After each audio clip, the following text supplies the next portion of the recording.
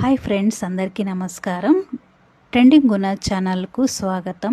ఈరోజు నేను మీకు వీడియో ద్వారా హనుమంతుని కథ అనేది మనము తెలుసుకుందామా. మరి మనము కథను మొదలుపెట్టే ముందు జై హనుమాన్ జై హనుమాన్ అని స్మరించుకుందాం.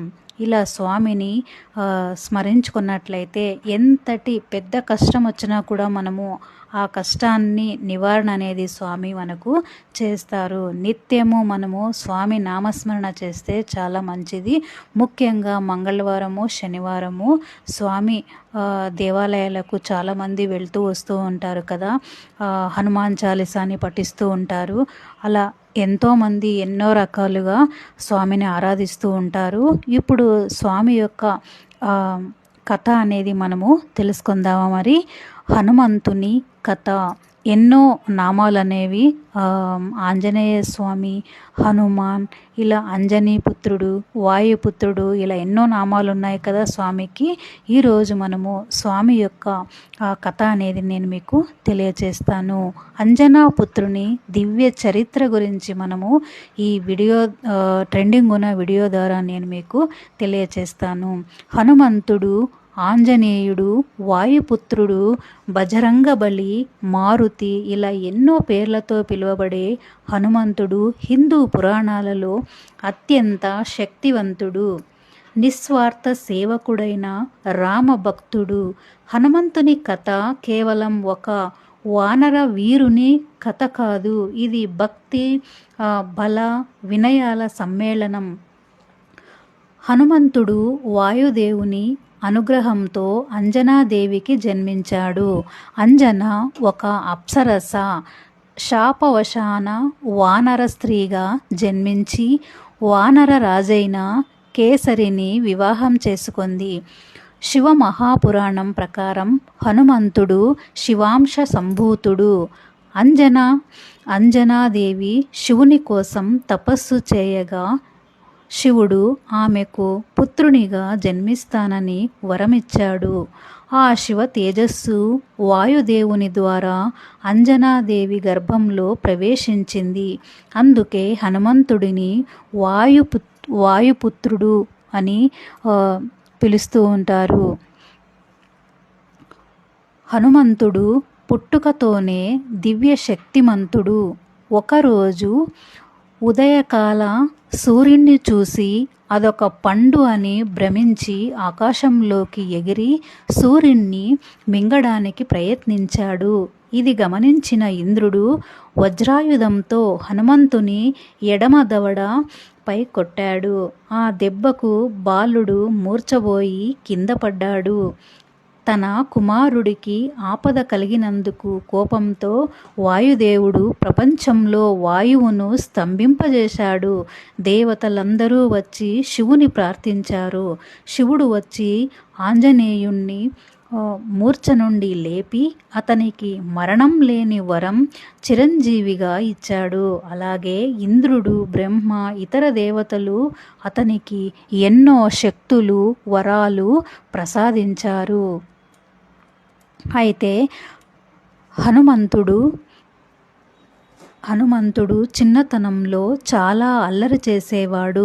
ఋషుల యజ్ఞాలకు ఆటంకం కలిగించేవాడు. దీనితో విసిగిపోయిన ఋషులు హనుమంతుడు తన శక్తులను మరిచిపోయేలా శాపమిచ్చారు. ఎవరైనా గుర్తు చేస్తే తప్ప అతనికి తన శక్తులు జ్ఞాపకం రావని ఈ శాపం సారాంశము. హనుమంతుడు సూర్యదేవుని శిష్యుడిగా చేరి సకల శాస్త్రాలను, విద్యలను అత్యంత వేగంగా అభ్యసించాడు. సూర్యుడు హనుమంతుని మేధస్సును మెచ్చుకొని అతనికి ఎలాంటి ఆపద రాకుండా తన శిష్యునిగా దీవించాడు. హనుమంతుడు వానర రాజైన సుగ్రీవునికి మంత్రిగా, సేవకుడిగా ఉండేవాడు. రాముడు సీతమ్మ కోసం వెతుకుతూ కిష్కింధకు వచ్చినప్పుడు రాముణ్ణి చూసి హనుమంతుడు ముగ్ధుడవుతాడు. రాముని సేవలో తరిస్తాడు. సుగ్రీవుడు రామునికి మధ్య స్నేహం కుదర్చడంలో హనుమంతుడు కీలక పాత్ర పోషిస్తాడు. సీతాదేవి జాడ కోసం హనుమంతుడు సాగరాన్ని లంఘించాడు. సముద్రాన్ని దాటే క్రమంలో మైనాకుడు, సురసాం, సింహిక వంటి రాక్షసులను తన బుద్ధి బలంతో జయించాడు. లంకకు చేరుకొని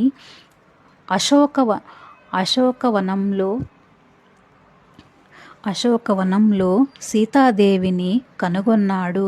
రాముడిచ్చిన ఉంగరాన్ని సీతమ్మకు ఇచ్చి ఆమె నమ్మకాన్ని పొంది రాముని రాయబారిగా తన విశ్వాసాన్ని నిరూపించుకున్నాడు ఆంజనేయ స్వామి.